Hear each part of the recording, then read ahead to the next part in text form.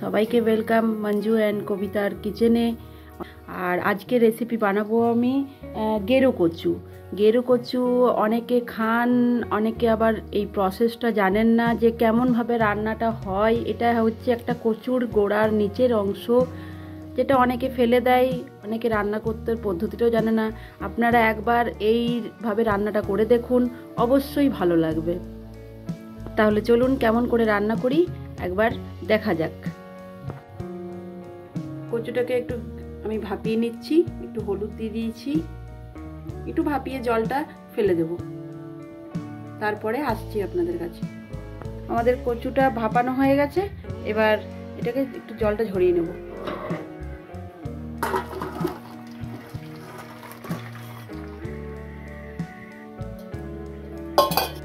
এবার কড়াইটা বসিয়ে দিলাম।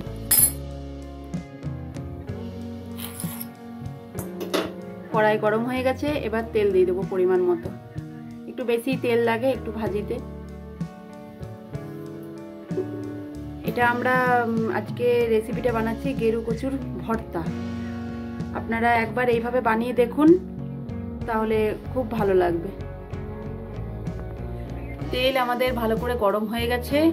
এবার আমি এই ফোড়নে দিবার জন্য এখানে পেঁয়াজ, কাঁচা লঙ্কা আর একটু রসুন কুচি কেটে রেখেছি, আমি দিয়ে দেবো তেলে। পেঁয়াজটা আমার একটু লালচে মতন ভাজা হয়ে গেছে।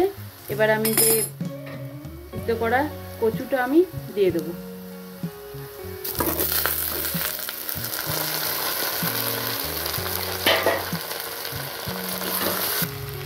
আমার কচুটা একটু ভাজি করে একটু হচ্ছে।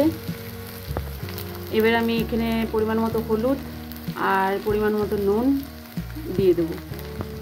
দিয়েছিলাম হলুদ সেদ্ধ করবার সময়, ভাপাবার সময়, তারপরে এখন আবার একটু দিলাম, একটু পরিমাণ মতো নুন দিলাম।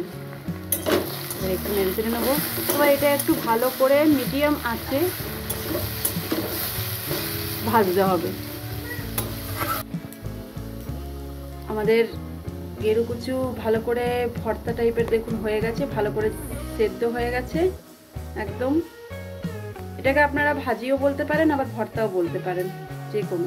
কচু তো একটু নরম হয়ে গেছে, তো নাড়তে নাড়তে ভর্তাও হয়ে যায়, আবার ভাজিও বলতে পারেন। এবার এটাকে একটুখানি আমি একটু মিষ্টি দিয়ে দেবো, চিনি, ভালো লাগবে, স্বাদটা একটু টেস্ট হবে।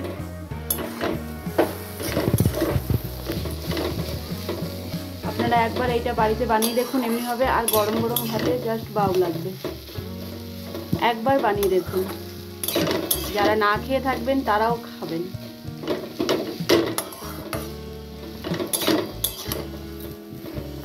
এবার আমাদের হয়ে গেছে, এটাকে আমরা নামিয়ে নেব।